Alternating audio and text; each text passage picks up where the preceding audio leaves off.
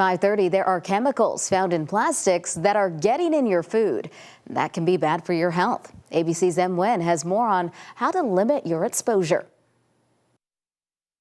Plastics are everywhere in bottles, containers, and food packaging. Consumer Reports recently tested a wide variety of foods for chemicals and plastics that can be harmful to your health. It's kind of surprising because people think of plastic as sort of inert, like you put something into plastic, but it remains separate from whatever you put inside of it. But on a chemical level, it doesn't really work that way because some of the chemicals that make up plastic can leach out into the food. Consumer Reports tested for two chemicals commonly used in plastics, phthalates and bisphenols. They found phthalates in almost every food they tested and bisphenols in most of them. The main concern with these chemicals are that they're what's known as endocrine disruptors, which basically means that they interfere with the way that your hormones should work in your body. And because your hormones affect pretty much everything, they can have a really wide range of effects, especially over a long period of time.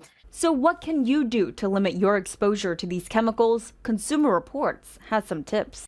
The number one tip is not using plastic containers, especially for hot food in the kitchen.